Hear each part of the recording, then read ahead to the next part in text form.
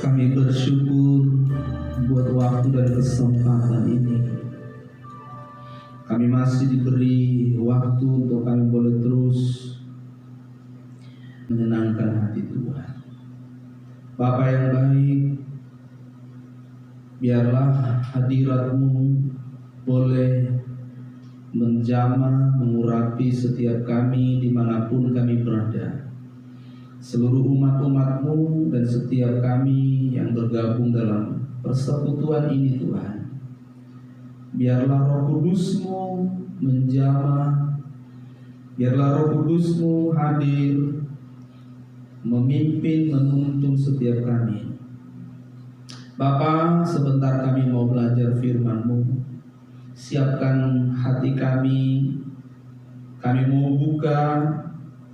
Biarlah Roh Kudus menerangi kami, mempersiapkan pikiran kami, hati kami, untuk kami belajar bersama-sama.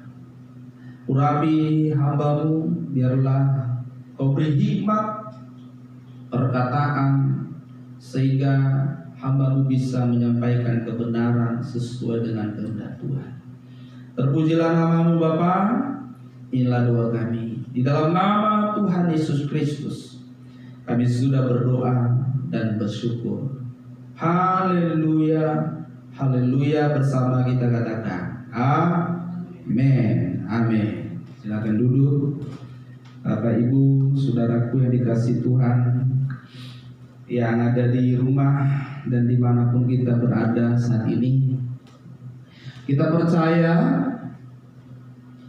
bahwa Roh Kudus yang tidak terbatas itu hadir di dalam setiap kehidupan kita, menuntun kita, membawa kita terus hidup di dalam kehendak Allah, sehingga kita sungguh-sungguh memiliki kehidupan yang semakin berkenan kepada Tuhan. Saudaraku, hari ini kita kembali bersekutu, di mana juga hari ini tepat hari perayaan hari Pentakosta. Ya, mungkin hari ini banyak gereja yang sedang merayakannya, di mana merayakan hari pencurahan Roh Kudus di loteng Yerusalem kepada murid-muridnya setelah Tuhan Yesus naik ke sorga, dan selama 10 hari mereka berdoa di loteng Yerusalem. Tapi saudaraku yang dikasihi Tuhan, hari ini kita harus mengerti peranan Roh Kudus untuk kehidupan kita, dalam kehidupan kita hari ini dan seterusnya. Tentu situasi dan konteks kehidupan murid-murid Tuhan Yesus, jemaat mula-mula, tidaklah sama dengan konteks kehidupan jemaat Tuhan hari-hari ini.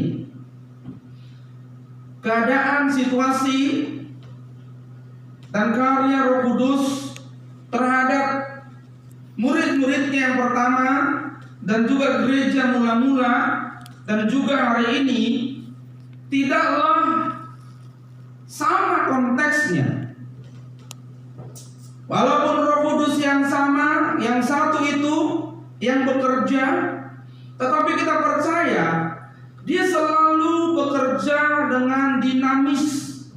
Dia selalu bekerja sesuai dengan keadaan situasi, sesuai dengan tuntutan zaman, sehingga Roh Kudus bisa menuntun kita menjalani segala situasi, menjalani segala zaman, menjalani segala bentuk kehidupan hari ini dan seterusnya. Itu sebabnya sebagai orang percaya, tentu kita tidak boleh memiliki pengertian pemahaman mengenai turunnya Roh Kudus, dicurahkannya Roh Kudus sama persis seperti yang dialami oleh murid-muridnya dan para pengikut Yesus pada zaman itu. Karena konteksnya lain, pasti cara Tuhan pun menyatakan kuasanya, mencurahkan Roh Kudusnya, mengurapi, memenuhi, membaptisnya, pasti dengan cara yang tidak sama. Pasti Roh Kudus akan melakukan segala sesuatu sesuai dengan kebutuhan kita dan juga sesuai dengan keinginan Tuhan pada zaman ini dan seterusnya. Nah, itu sebabnya kita harus sungguh-sungguh mengerti. Bagi kita hari-hari ini, kita harus semakin mengerti untuk apa kita mengingini Allah, mengingini Tuhan dalam hidup kita. Yang dalam doktrin Tritunggal kita mengenal juga ada yang namanya Allah Roh Kudus. Kalau hari-hari ini ada banyak orang dalam masa-masa perayaan Hari Pentakosta ini, ada banyak orang mengingini Allah, mengingini Roh Kudus. Mereka rindu dipenuhi. Ada banyak orang rindu diurapi. Tetapi ada banyak orang yang kurang memahami, kurang mengerti apakah mengingini Allah, mengingini Tuhan dengan benar atau tidak. Karena kalau kita rindu dilawat Roh Kudus, ada orang yang rindu dipenuhi Roh Kudus, ada orang rindu atau apalah istilahnya dibaptis Roh Kudus, ada orang rindu menerima karunia Roh Kudus dan segala macam kerinduannya kepada Allah, supaya Allah melakukan sesuatu atau memberi sesuatu, atau Allah tinggal diam dalam dirinya dan melakukan sesuatu di dalam hatinya, di dalam kehidupannya. Apakah semua keinginan ini sungguh-sungguh lahir dari hati yang benar, atau untuk tujuan yang benar, atau keinginan-keinginan ini disusupi oleh keinginan-keinginan kita yang tidak sesuai dengan kehendak Allah? Hal ini perlu kita perkarakan. Supaya apa? Karena kita harus memahami segala hal yang dilakukan oleh Tuhan tidak mungkin memenuhi keinginan siapapun kecuali keinginannya sendiri.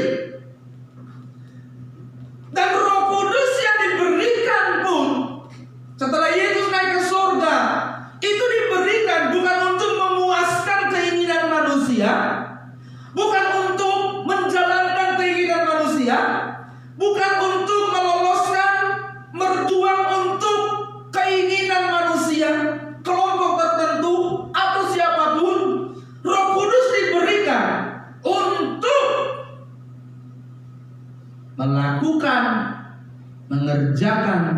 keinginan Bapa di dalam kehidupan kita. Jadi kalau hari ini dalam perayaan Pentakosta kita mengingini Tuhan, mengingini Allah, mengingini Roh Kudus dalam hidup kita, untuk apa? Harus kita menemukan jawaban akan hal itu. Karena telah ternyata bukan hanya hari ini, dari dulu semenjak Yesus belum naik ke surga, belum mati, karena telah ternyata banyak orang mengingini Tuhan dengan tidak benar. Banyak orang mengingini Allah dengan tidak benar. Banyak orang mencoba mengingini Tuhan, tetapi di dalam keinginan itu ingin memanfaatkan keberadaan Tuhan di dalam kehidupan mereka. Sehingga kita perlu sungguh-sungguh memahami, jangan sampai ada niat sadar atau tidak sadar dalam hidup kita ini, keinginan untuk memanfaatkan Tuhan untuk menjalankan keinginan kita dan memenuhi keinginan kita. Itu sebuah kekeliruan yang besar. Kita buka dulu firman Tuhan, Yohanes pasalnya yang ke-6. Yohanes pasalnya yang ke-6, ayatnya yang ke-26 sampai 29. Yohanes pasal 6 ayat 26 sampai 29. Demikian firman Tuhan, saya bacakan bagi kita. Ketika orang 25 dari 25. Ketika orang banyak menemukan Yesus di seberang laut itu, mereka berkata kepadanya, "Rabi, bila mana engkau tiba di sini?" Yesus menjawab mereka, "Aku berkata kepadamu, sesungguhnya kamu mencari aku bukan karena kamu telah melihat tanda-tanda, melainkan karena kamu telah makan roti itu dan kamu kenyang. Bekerjalah bukan untuk makanan yang akan dapat binasa, melainkan untuk makanan yang bertahan sampai kepada hidup yang kekal, yang akan diberikan Anak Manusia kepadamu. Sebab dialah yang disahkan oleh Bapa Allah dengan materainya." Lalu kata mereka kepadanya, "Apakah yang harus kami perbuat supaya kami mengerjakan pekerjaan yang dikehendaki Allah?" Jawab Yesus kepada mereka, "Inilah pekerjaan yang dikehendaki Allah, yaitu hendaklah kamu percaya kepada Dia yang telah diutus Allah." Saudara yang dikasih Tuhan, kisah ini adalah kalau kita lihat dari perikop sebelumnya, ada banyak orang mencari Yesus. Dari pernyataan Yesus ini kita sudah bisa lihat orang banyak mencari Yesus. Banyak sekali orang mencari Yesus. Bahkan kita lihat di Alkitab, dia memberi makan 5.000 orang. Ada 4.000 orang. Dia menolong banyak orang, menyembuhkan orang-orang. Rupanya yang ikut Tuhan Yesus sangat sedikit dibanding dari jumlah banyak orang ini. Bahkan pada puncaknya dia ditangkap dan disalibkan. Semua orang, bahkan murid-muridnya pun meninggalkan dia. Pada akhirnya dia seorang diri. Banyak orang mencari Yesus.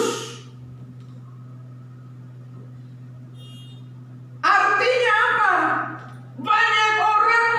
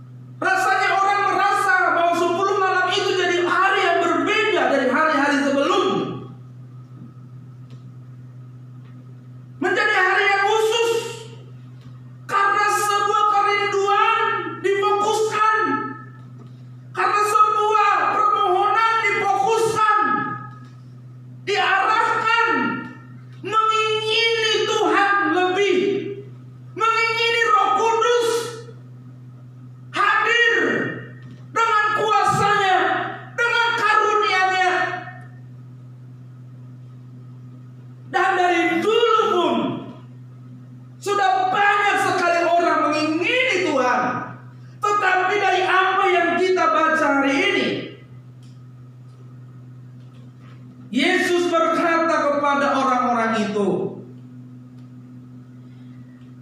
Aku berkata kepadamu, sesungguhnya kamu mencari aku bukan karena kamu telah melihat tanda-tanda, melainkan karena kamu telah makan roti itu dan kamu kenyang.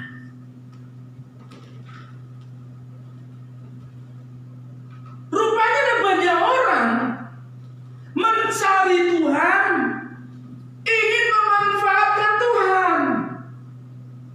Ada banyak orang mengingini Allah bukan dengan motivasi yang benar.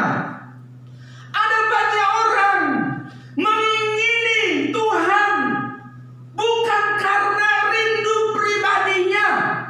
Yesus berkata kepada orang-orang banyak itu, kamu sebenarnya tidak menginginiku. Bahkan kamu pun sebenarnya bukan melihat tanda-tanda yang kulakukan, yang membuktikan melalui tanda-tanda itu bahwa aku berasal dari Allah. Tetapi yang kamu cari dariku adalah hal-hal sementara, hal-hal yang tidak berguna, hal-hal yang akan selesai. Padahal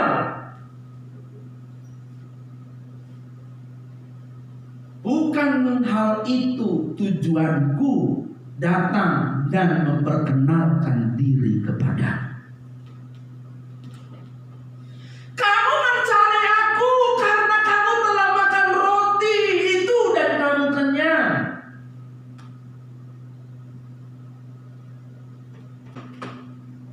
Jadi kita perlu bertanya sebelum mengingini Tuhan, sebelum kita berkata aku butuh Kau Roh Kudus, aku butuh Kau Tuhan, aku butuh Kau ya Allah. Kita harus paham dulu, kita harus belajar dulu siapa kita dan untuk apa kita hidup. Masalah banyak orang hari ini, dia nggak tahu siapa dia dan untuk apa dia hidup. Orang harus tahu siapa dia dan untuk apa dia hidup, baru nanti dia bisa memiliki motivasi yang benar dalam mengiring Tuhan.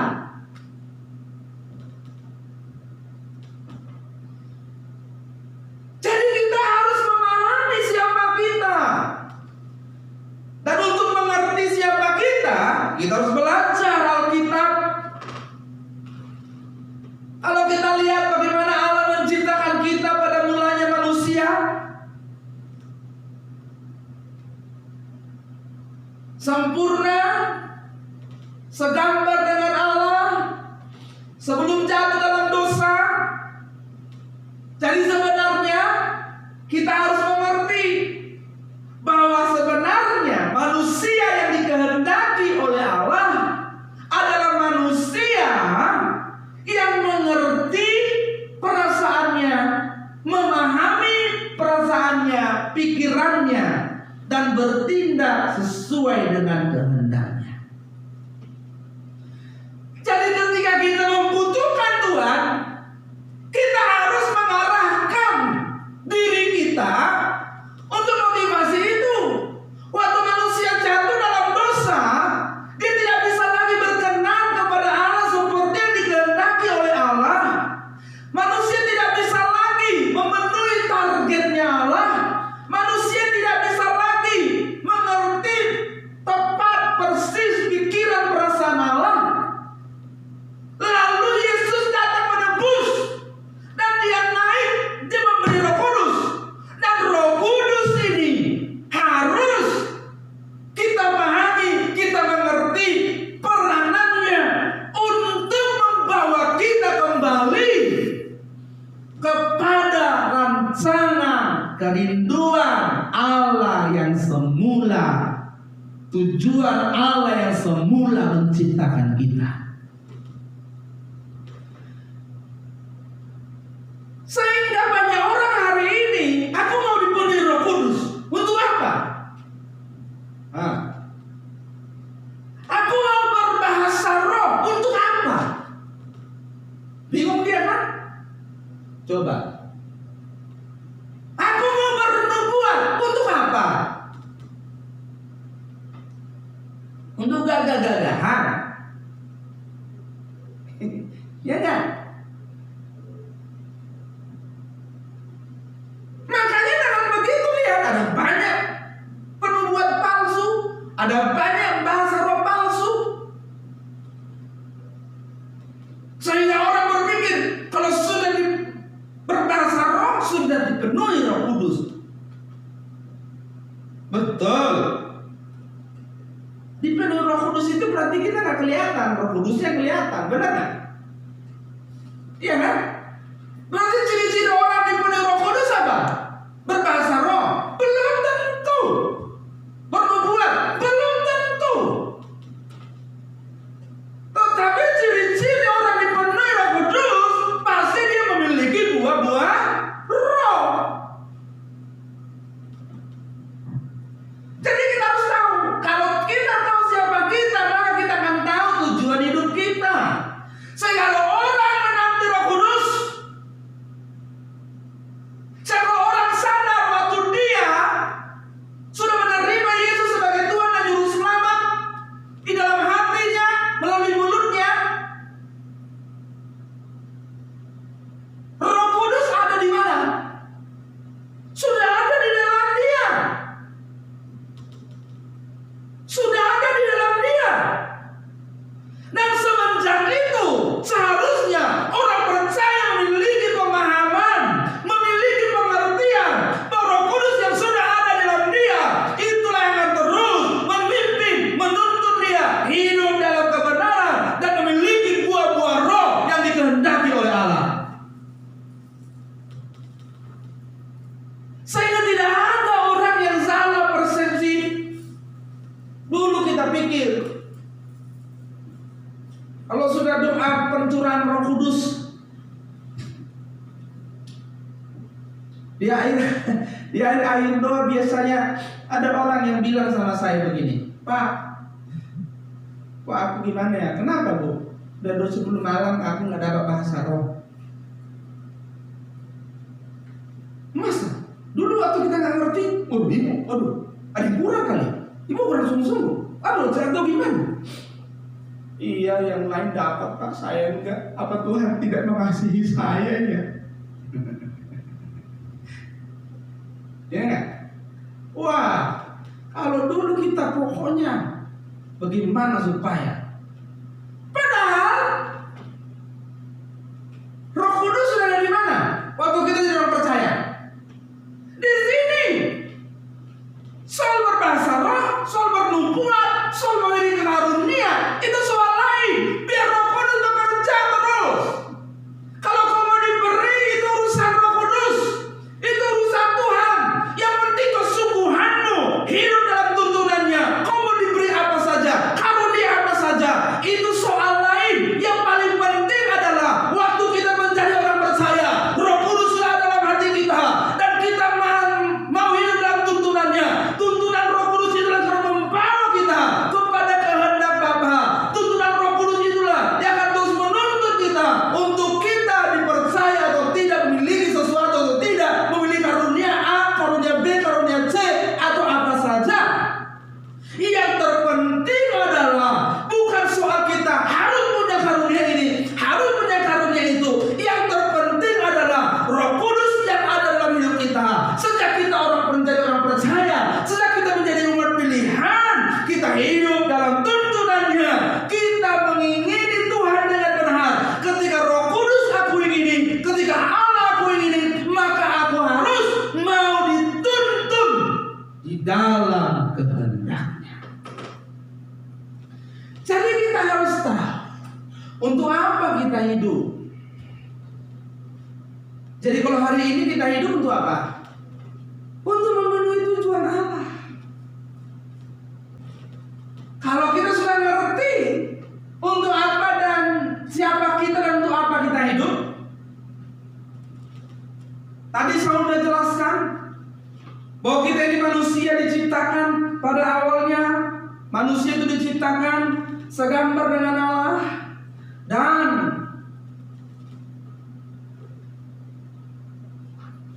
perjuangan hidup diproyeksikan serupa dengan Allah. Jadi memiliki komponen-komponen Allah dan juga memiliki kualitas yang ada di dalam diri Allah. Memiliki kualitas yang dimiliki oleh Allah.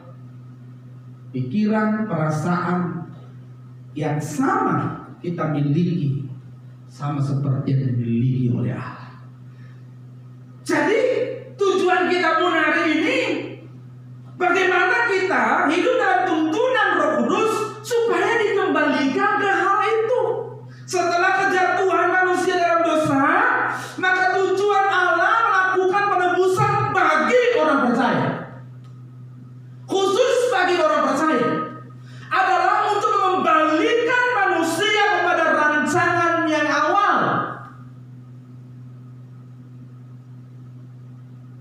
Mengembalikan manusia segambar dan mau diproses serupa dengan Allah.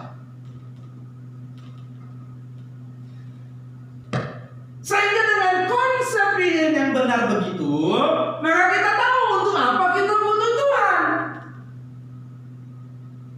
Tujuan utama Tuhan menebus orang percaya adalah untuk mengembalikan kita kepada tujuannya. Tujuan utama orang percaya ditebus apa? Karakter yang diubahkan menjadi seperti Yesus. Karena telah ternyata Adam yang pertama telah gagal berkenan kepada Allah, dan Adam yang kedua yang berhasil. Sehingga Adam pertama manusia yang gagal berkenan, dan Adam kedua itu Yesus manusia yang berhasil berkenan.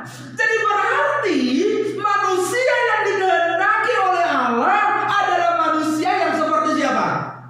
Seperti Yesus.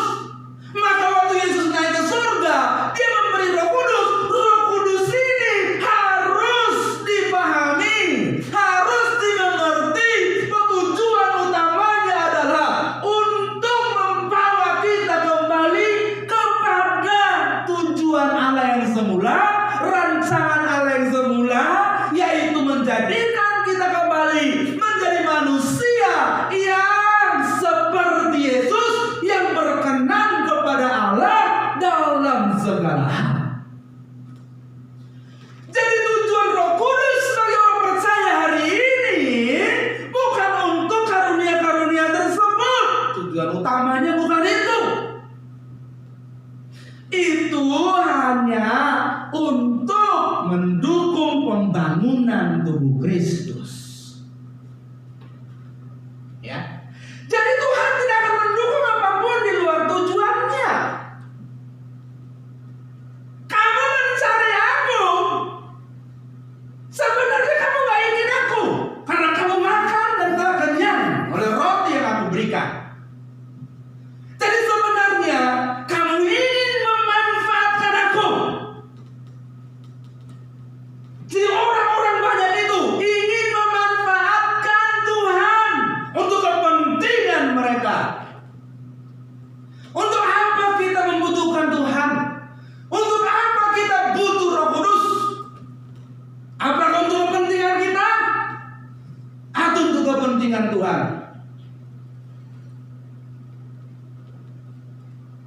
Untuk apa kita membutuhkan Tuhan? Dan Yesus berkata dalam ayat yang ke-27, bekerjalah bukan untuk makanan yang akan dapat binasa, melainkan untuk makanan yang bertahan sampai kepada hidup yang kekal. Coba pikir hari ini, waktu orang dipenuhi Roh Kudus, orang dipimpin Roh Kudus, Roh Kudus dicurahkan. Setelah itu Roh Kudus dipakai untuk apa? Hal-hal sementara. Roh Kudus digunakan, kuasa Allah digunakan untuk apa? Supaya yang miskin jadi kaya, supaya orang sukses di dunia, supaya orang punya jabatan, dihormati di dunia, jadi orang penting, jadi orang besar di dunia.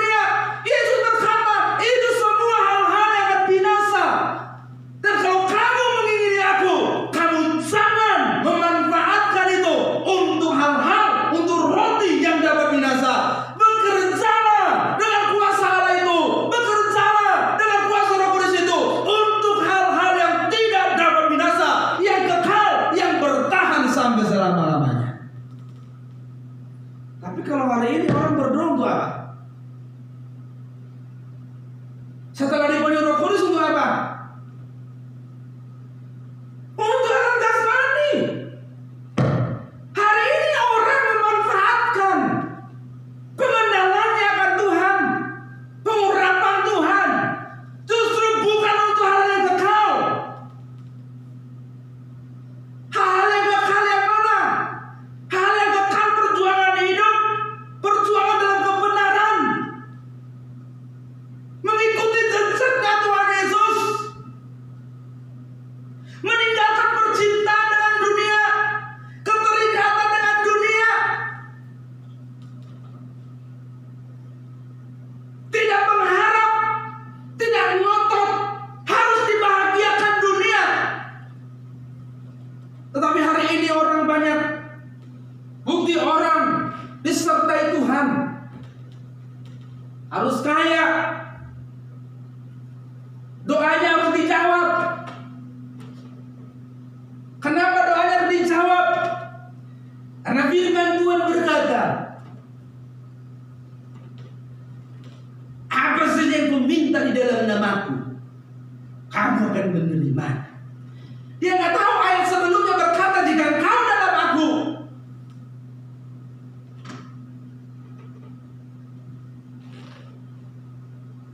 dan firmanku tinggal dalam kamu, mintalah apa saja. Artinya apa? Kita tidak boleh mengingini apapun di luar apa yang Tuhan perkenan. Kita membutuhkan Tuhan dan Tuhan mau dibutuhkan hanya untuk tujuannya. Jadi Roh Kudus diberi untuk menggenapi tujuan Allah, bukan untuk hal-hal jasmani di bumi ini, bukan untuk makanan atau roti yang dapat binasa, tetapi untuk roti yang tidak dapat binasa, yang bertahan sampai kesudahannya, yang bersifat kekal. Jadi Roh Kudus diberi kepada orang percaya untuk tujuan Allah, untuk perkara-perkara kekekalan, bukan untuk perkara-perkara yang sementara di bumi ini.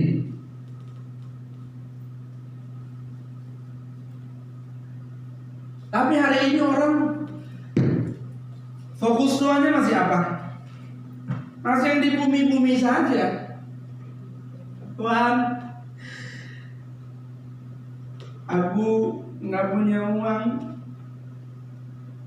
Bagaimana Tuhan? Tuhan, besok aku makan gimana? Tuhan, buatlah aku sukses di dunia. Dia nggak tahu tetangga sebelah nggak doa gitu sukses di dunia. Bener nggak? Tetangga sebelah nggak pernah doa gitu sukses tuh di dunia. Coba.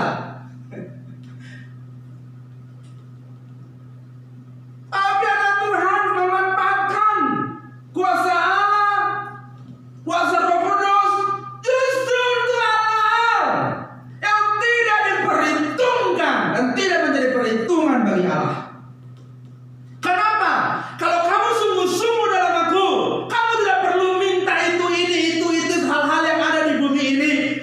Kesungguhanmu dalam aku akan membuatmu menjadi manusia yang baik, membuatmu menjadi manusia yang berdisiplin, membuatmu menjadi manusia yang bekerja keras, membuatmu menjadi manusia yang bekerja dengan baik. Dan hal itu akan membawamu kepada titik-titik di mana kamu bisa menikmati hasil kerja kerasmu, hasil kedisiplinanmu, hasil kebaikanmu di bumi ini.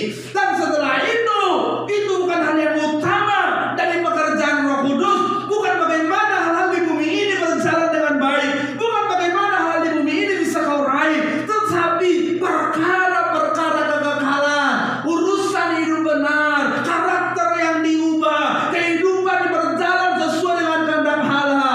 Itulah yang harus difokuskan dalam kehidupan kita dikala kita mengingini Tuhan, mengingini Roh Kudus tinggal dan menuntun setiap kehidupan kita. Jadi kalau hanya urusan-urusan yang bagi Tuhan tidak penting, yang bahkan orang dunia pun diberikan itu tanpa memintanya, Iya. Firman Tuhan berkata dalam Matius pasalnya yang ke-5 kalau saya tidak salah. Coba. Matius pasalnya yang ke-5.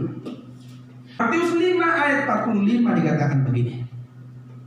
Karena dengan demikianlah kamu menjadi anak-anak Bapa di surga, yang menerbitkan matahari bagi orang yang jahat dan orang yang baik, dan menurunkan hujan bagi orang yang benar dan orang yang tidak benar. Jadi kalau soal urusan berkat-berkat di bumi ini, jangan pikir Tuhan hanya memberikannya kepada orang Kristen.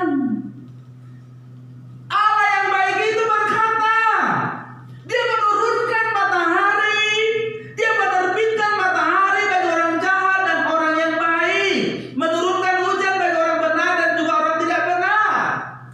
Jadi jangan pikir karena kamu orang Kristen matahari punyamu doang. Jangan kau pikir karena kamu dipenuhi Roh Kudus. Jangan kau pikir karena kamu orang percaya hujan milikmu doang. Orang tidak benar juga dapat matahari. Orang tidak benar juga dapat hujan. Maksudnya apa itu? Berkat umum. Tinggal bagaimana kau keluar dari rumah waktu matahari sudah datang, kau kena matahari. Sekalipun kau jadi orang Kristen, matahari sudah muncul, kau tetap di rumah, kau tidak akan dapat matahari. Benar kan? Maksudnya apa? Urusan-urusan begitu. Itu urusan-urusan yang bukan jadi fokus anak-anak Tuhan. Jadi Roh Kudus yang kau miliki tidak boleh diarahkan ke sana. Roh Kudus yang dimiliki orang percaya harus diarahkan untuk mengubah hidup dan membawa orang percaya hidup dalam seluruh kebenaran Allah. Andi coba pulang dari rumah. Pagi-pagi besok matahari sudah terbit. Aku orang percaya, tunggu kau di rumah, kau tidak akan dapat matahari. Tapi orang yang tidak percaya pun, dia keluar rumah, dia akan dapat matahari. Benar nggak? Bukan karena kau doakan, lalu tiba-tiba matahari masuk ke rumahmu. Enggak gitu. Jadi urusan-urusan seperti ini jadi alasan kita mencari Tuhan, jadi alasan kita mengingini Tuhan. Yang orang dunia pun tidak mengingini Tuhan bisa mendapatkan itu. Jadi untuk apa kita butuh Tuhan? Hanya untuk tujuan yang secara khusus diberikan kepada kita, kepada umat pilihan. Apakah keinginan kita sudah sama dengan keinginan Tuhan? Ini perlu dipertanyakan. Menyadari bahwa hidup ini hanya untuk Tuhan, berarti kita harus tahu bahwa hidup ini bukan bagaimana keinginanku, tetapi bagaimana keinginan Tuhan. Kalau dari sejak awal kita sudah salah motivasi dalam mengingini Allah, dalam mengingini Tuhan, maka kita akan salah terus dalam motivasi di hati dalam mengiring Dia. Orang banyak itu yang mengikuti Tuhan Yesus, pada akhirnya Yesus berkata kepada mereka, kamu mengikuti aku bukan karena kamu ingin aku, tetapi karena kamu sudah makan dan kenyang. Berapa banyak orang Kristen yang ikut Tuhan tapi tidak mengingini Tuhan? Berapa banyak orang Kristen yang mengingini Roh Kudus tapi tidak mau dipimpin Roh Kudus?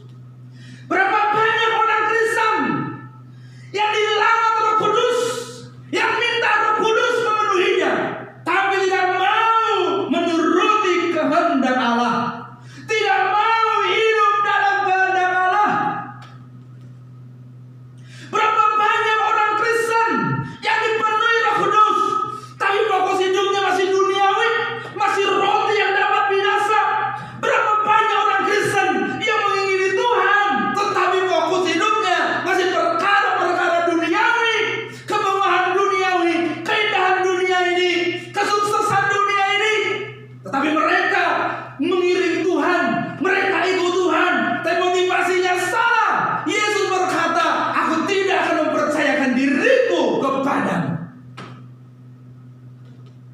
karena kamu mengikutiku dengan salah. Kamu sia-sia mengikutku dengan cara begitu, karena aku bukan dari dunia ini. Kalau kamu mengikutiku dengan cara itu, kamu akan berakhir dan pengharapanmu tidak akan ada gunanya, karena pengharapan di dunia ini akan selesai dan berakhir. Jadi bukan bagaimana keinginan kita.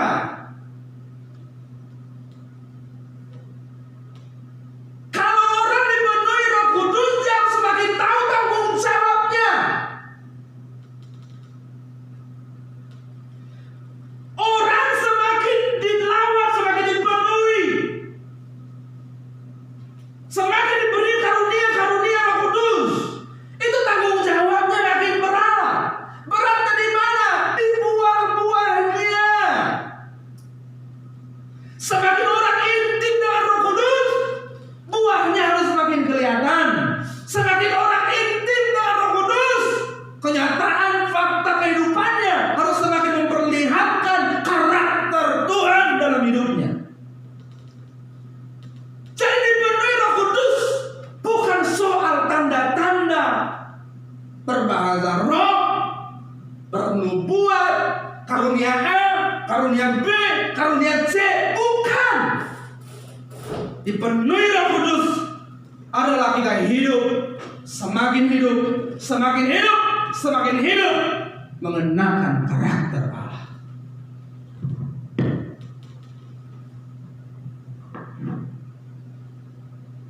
Kalau kau diberikan karunia Roh Kudus, puji Tuhan. Tidak diberikan juga, jangan kecewa. Amin. Iya. Jangan jadi pikir kalau saya nggak dapat bahasa roh, bisa nggak saya melayani? Melayani itu seluruh hidup. Di rumah kau juga melayani. Jangan pikir melayani itu di gereja. Di mana kau hidup, jadi apapun pekerjaanmu, itu pelayananmu. Amin. Iya. Jangan kira semua kita ini harus jadi pelayan Tuhan di bidang kita masing-masing. Jadi untuk kau cakap melayani, kau harus hidup dalam tuntunan Roh Kudus. Ingat, Roh Kudus sudah ada dalam hati orang percaya, dan itu yang akan menuntunmu. Itu akan menuntunmu kalau kau mau dituntun. Ya, kalau tidak, kau akan melayani dirimu sendiri. Jadi bukan bagaimana keinginanku, tapi bagaimana keinginan Tuhan. Kalau saya mengingini Tuhan, saya harus tahu untuk apa, tujuannya itu apa. Apakah keinginan saya ini sudah sesuai dengan keinginan Tuhan? Kalau tidak, bahaya. Yang paling bahayanya lagi adalah ada banyak orang merasa waktu dia sudah menerima Roh Kudus, waktu dia mengingini Tuhan, lalu dia memanfaatkan Tuhan, lalu dia memakai nama Tuhan seenaknya dia, seenak pikirannya, seenak mulutnya, seenak hatinya, lalu dia mikir Tuhan ada ikut bekerja di situ. Kan saya sudah menggunakan nama Yesus. Nanti dulu kamu gunakan nama Yesus untuk keinginanmu atau untuk keinginan Tuhan. Kalau kamu gunakan nama Yesus, gunakan Roh Kudus untuk keinginanmu, jangan pikir Tuhan ada di situ. Tapi ada terjadi mujizat, tapi ada sesuatu yang terjadi. Jangan dulu. Tuhan pasti tidak akan mendukung apapun yang bukan kehendaknya. Sekalipun kita menggunakan nama Yesus, dia pasti tidak akan mendukung itu. Jadi sebelum kita mengingini sesuatu dan berkata aku butuh Engkau Tuhan, selaraskan dulu keinginanmu dengan Tuhan. Kenapa? Karena Tuhan pasti hanya mendukung segala keinginan yang selaras dengan keinginannya. Makanya kalau kita lihat saudara, ada banyak orang sudah merasa punya Tuhan Yesus, sudah merasa dipenuhi Roh Kudus, sudah merasa memiliki karunia Roh Kudus, lalu dia seenaknya saja menggunakannya. Dia merasa seperti orang yang diberi kepercayaan, lalu dia menggunakan seenaknya, terserah dia. Dia nggak tahu apa yang diberikan Tuhan dan keinginan kita terhadap Tuhan harus diarahkan kepada perkara-perkara yang sesuai dengan kehendak Allah. Tidak boleh diarahkan kepada keinginan kita, kepada kepuasan kita, kepada tujuan hidup kita. Jadi kalau kamu mengingini Tuhan, Tuhan, tolong aku. Apa yang mau ditolong? Dalam hal apa kau ditolong? Dan untuk apa kau ditolong?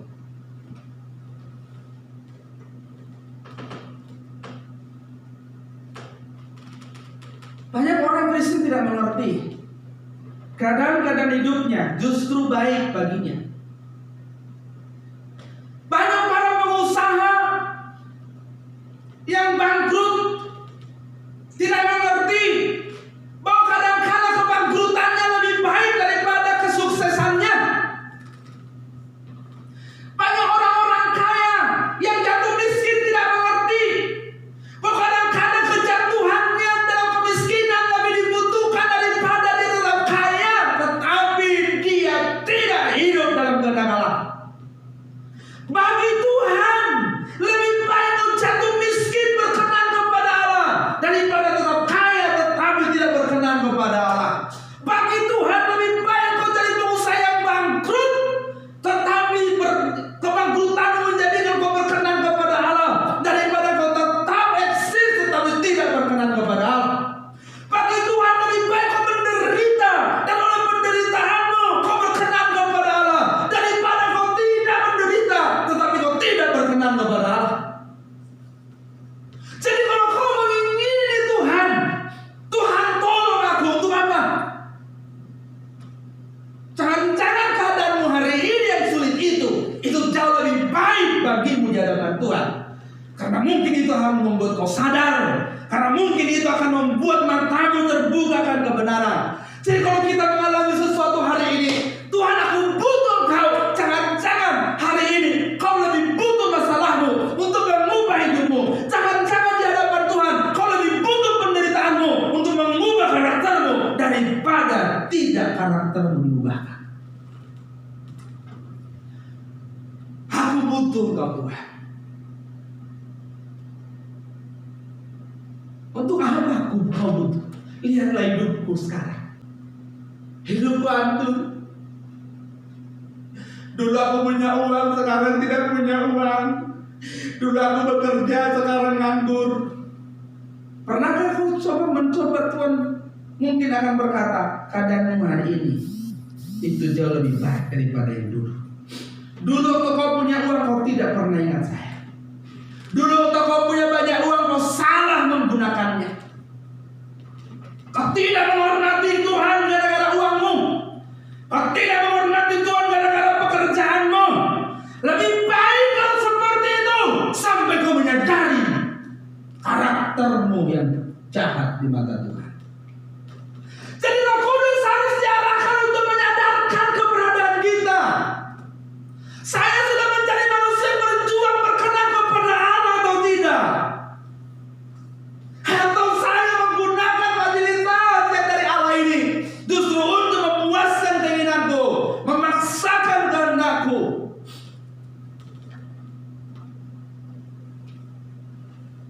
Kita mau selaraskan keinginan kita dengan Allah. Jadi jangan buru-buru menyerahkan keadaanmu hari ini. Kalau keadaanmu hari ini sulit, kalau keadaanmu hari ini berat, jangan buru-buru menyalahkan itu. Jangan di mata Tuhan keadaanmu hari ini justru lebih baik. Karena di dalamnya ada roti yang tidak dapat binasa.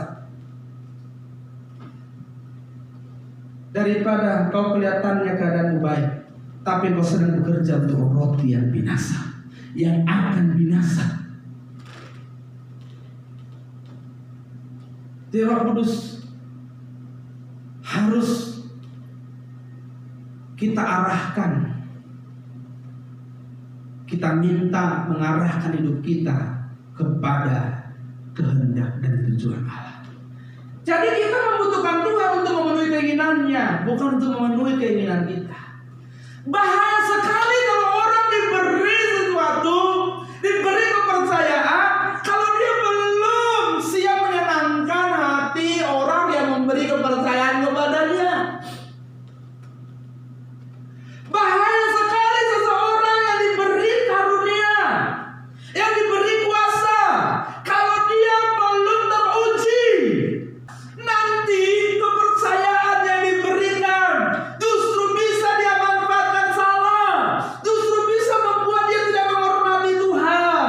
Berapa banyak orang yang merasa sudah jadi Tuhan atas dirinya, ketika dia merasa diurapi Tuhan, dia merasa sudah diperlengkapi Tuhan, dia merasa sudah dibaptis Roh Kudus, dia merasa dipenuhi Roh Kudus. Berapa banyak orang yang hidup sesuka-sukanya, tidak lagi mendengar suara Tuhan, semua yang dikerjakan sesuai keinginannya. Dia tidak lagi menjadikan Tuhan untuk menjadi Tuhan atas hidupnya, tetapi dia yang mengatur dirinya sendiri, menjadi Tuhan atas dirinya sendiri, hidup sesuka-sukanya. Tapi katanya dia dipenuhi oleh Roh Kudus.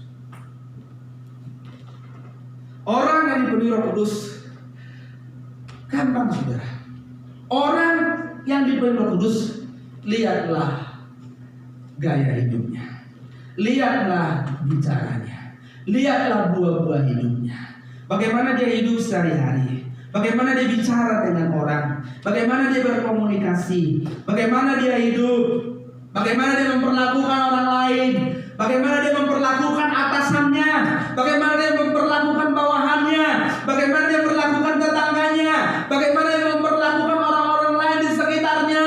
Lihatlah cara hidupnya. Dari situ kau bisa lihat orang Kristen, orang percaya yang dipenuhi Roh Kudus. Bukan bagaimana dia berbahasa roh, bukan bagaimana dia bernubuat, bukan bagaimana dia memiliki karunia A, karunia B, karunia C. Orang dipenuhi Roh Kudus, lihat bagaimana dia memiliki buah-buah roh, bagaimana keinginannya terhadap Allah diaplikasikan di dalam kehidupannya. Jadi kalau kita memilih Tuhan, itu untuk memenuhi keinginan Tuhan, bukan untuk keinginan kita. Amin. Amin. Makanya firman Tuhan berkata, apa? Aku akan memberikan Roh Kudus kepadamu untuk apa? Pimpin kamu kepada seluruh kebenaran. Benar? Memimpin kamu kepada seluruh kebenaran.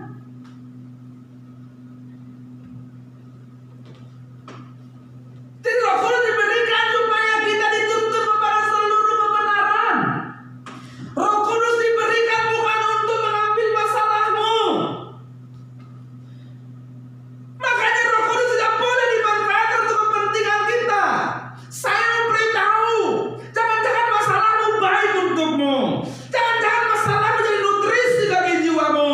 Jangan buru-buru kau tangkir Tuhan dalam nama Yesus, dalam kuasa Roh Kudus. Masalah ini pergi nanti dulu. Jangan begitu. Roh Kudus diberikan untuk menuntun kau pada seluruh kebenaran. Maksudnya apa? Melalui perjalanan hidupmu, Roh Kudus menolongmu, menghiburmu, menguatkanmu, bukan menyingkirkan masalahmu. Kalau masalahmu disingkirkan, untuk apa Roh Kudus menghibur? Untuk apa Roh Kudus menguatkan? Untuk apa Roh Kudus menolong? Justru masalahmu terus ada, persoalanmu terus ada. Itu baik bagi jiwamu, itu jadi vitamin, jadi nutrisi bagi jiwamu. Dan Roh Kudus ada melalui semua peristiwa itu. Kau diajarkan kebenaran, kau diajarkan kehendak Allah, kau diajarkan nafsu Allah. Ada Roh Kudus, dan melalui semua peristiwa itu kau dituntun kepada seluruh kebenaran Allah. Tetapi hari ini orang penuh Roh Kudus, ada masalah sedikit, masalah, pergi dalam nama Yesus. Waduh. Roh Kudus diberi untuk memimpin kita kepada seluruh kebenaran. Ingat itu. Jadi Roh Kudus diberi bukan untuk menyingkirkan masalah kita, bukan untuk mengambil masalah kita, tapi untuk menolongmu, menuntunmu kepada seluruh kebenaran. Kepada seluruh kebenaran itu maksudnya apa? Kepada kesempurnaan yang Allah kehendaki dalam hidup. Sebab dalam Yohanes 16 ayat 13 dikatakan, Roh Kudus diberi untuk menuntun kita kepada seluruh kebenaran. Amin. Menuntun kita kepada seluruh kebenaran. Jadi saudara, kita harus mengerti urusan-urusan di dunia ini itu bukanlah fokus hidup kita. Jangan kita salah. Roh Kudus mengubah kita supaya menjadi saksi. Hidup kita ini berubah dulu menjadi saksi. Kalau nggak berubah, bagaimana bisa jadi saksi? Yang kita saksikan apa? Kan hidup Yesus yang kita hidupi itu yang disaksikan. Menjadi saksi. Berarti menjadi saksi hidup seperti hidupku dulu, supaya orang bisa lihat, oh beginilah rupanya pengikut Kristus. Oh beginilah hidup Kristus. Hidup sama seperti Kristus. Jadi saksi. Ada perubahan karakter, perubahan hidup, sukses karir, bisnis dan apapun yang lainnya. Banyak orang di dunia ini yang bisa meraihnya. Jangan kau pikir orang sukses di karir, sukses di bisnis, jadi orang kaya di dunia harus jadi anak Tuhan. Bahkan banyak orang yang non anak Tuhan, yang non orang percaya, non umat pilihan, sukses karirnya, banyak uangnya, sukses di dunia. Kalau itu tujuannya, tidak perlu Tuhan, tidak perlu Roh Kudus. Kenapa kita perlu Tuhan dan mengingini Roh Kudus, mengingini Allah dalam hidup kita? Supaya kita menjadi manusia yang berkarakter seperti Yesus, menjadi manusia yang melakukan kehendak Bapa, menjadi manusia yang memiliki pikiran dan perasaan. Untuk meraih semua di dunia ini tidak perlu Roh Kudus, benar gak? Tapi untuk berkenan kepada Bapa kita butuh Roh Kudus. Jadi Roh Kudus dibutuhkan untuk apa? Untuk berkenan kepada Bapa. Jadi apakah kita benar-benar membutuhkan Tuhan, atau kita hanya ingin memanfaatkannya demi mencapai keinginan kita? Kita tidak mungkin bisa menyebut Tuhan. Banyak orang memakai nama Tuhan untuk mencapai keinginannya. Dalam nama Yesus terjadi loh. Dalam nama Yesus aku butuh ini. Dalam nama Yesus aku minta itu. Dalam nama lah, tak begitu. Cek dulu. Itu boleh tidak kau ingini? Dan kalau kau punya itu untuk kemuliaan Tuhan, tidak. Dengan mengatasnamakan Tuhan, sebenarnya dia dan banyak orang sudah terjebak dengan tipu daya setan. Saya mau kasih tahu, untuk jadi kaya tidak perlu pakai nama Yesus, cukup kerja keras. Untuk jadi sukses, jadi pintar tidak perlu nama Yesus, cukup berjuang, disiplin. Jangan sembarangan menggunakan nama itu. Amin. Tiki-tiki dengan nama Yesus. Pengen mobil dengan nama Yesus. Pengen rumah dengan nama Yesus. Pengen jodoh dengan nama Yesus. Pengen jadi pejabat dengan nama Yesus. Sebentar, tetangga jadi pejabat nggak pakai nama Yesus. Cobalah. Aduh, benar loh. Ngerti kebenarannya? Nama Yesus harus digunakan dengan tepat dan hanya untuk kehendaknya. Amin. Bukan berarti nggak boleh digunakan, gunakan, tapi untuk perkara-perkara yang tidak binasa. Jangan terjebak dengan tipu daya setan. Untuk memiliki sesuatu dunia ini, setan berkata, kau tidak perlu pakai nama Tuhan, cukup sujud menyembah aku, kuberikan. Benar nggak? Jangan-jangan kalau Yesus kita bikin, Yesus minggir. Karena dia kan sesuai keinginannya. Yang kasih siapa? Setan. Tidak mungkin Tuhan memberi sesuatu yang tidak sesuai keinginannya. Tidak mungkin Tuhan memberi sesuatu yang bertentangan dengan kehendak Bapa. Tidak mungkin Roh Kudus melakukan sesuatu yang tidak sesuai dengan kehendak Allah. Karena Allah Tritunggal kita itu, Allah yang Esa, satu hakikat. Karena sebenarnya Tuhan tidak pernah berkenan dengan semua hal yang mengatasnamakan Dia untuk memenuhi keinginan sendiri, kelompok, komunitas, kecuali hanya untuk kepentingannya. Maka mulai hari ini, kalau kau menggunakan nama Yesus, pikirkan baik-baik, harus untuk kepentingannya, tidak boleh untuk kepentingan yang lain. Amin. Kalau Roh Kudus memenuhi kita, harus untuk kepentingannya. Lanjut. Jadi, kebersediaan hidup mengikuti Yesus dan menyerahkan hidup secara total kepadanya untuk dibawa dan dituntun menjadi manusia ilahi yang berkarakter seperti Bapa. Itulah orang-orang yang sungguh-sungguh membutuhkan Tuhan, membutuhkan Roh Kudus, membutuhkan Allah dengan benar dalam kehidupan mereka. Jadi kebersediaan hidup mengikuti Yesus, untuk itulah Roh Kudus dibutuhkan. Untuk itulah Roh Kudus memenuhi kita dan menyerahkan hidup kita secara total kepadanya untuk dibawa dan dituntun menjadi manusia ilahi. Untuk itu Roh Kudus diberi. Jadi kalau Roh Kudus diberi untuk membawa kita menjadi manusia yang berkenan kepada Bapa, itulah orang-orang yang membutuhkan Tuhan dengan sungguh-sungguh, yang sungguh-sungguh butuh dipenuhi Roh Kudus, yang sungguh-sungguh butuh dituntun Roh Kudus, supaya apa? Supaya mereka hidup berkenan kepada Bapa. Jadi hari peringatan Hari Raya Pentakosta ini, mari kita gunakan untuk kita memahami Roh Kudus sudah ada dalam diri orang percaya. Hiduplah dalam tuntunannya, hasilkanlah buah-buah rohnya. Jangan terjebak dengan tanda-tanda yang membuat kita akan, tanda-tanda lahiriah, tanda-tanda jasmani yang membuat kita akan terjebak. Dan tuntunan Tuhan ini bukan untuk roti yang dapat binasa, harus diarahkan kepada roti yang tidak dapat binasa. Murid-muridnya bertanya kepadanya, pekerjaan apa yang harus kami lakukan? Lalu Yesus berkata, percayalah, inilah pekerjaan yang dikehendaki oleh Bapa. Percayalah kepada Allah. Jadi percaya itu adalah sebuah pekerjaan, bukan aktivitas di nalar kita, bukan cuma di hati. Percaya itu berarti sebuah tindakan. Disitulah dibutuhkan Roh Kudus untuk menolong dan menuntun kita. Tuhan memberkati kita.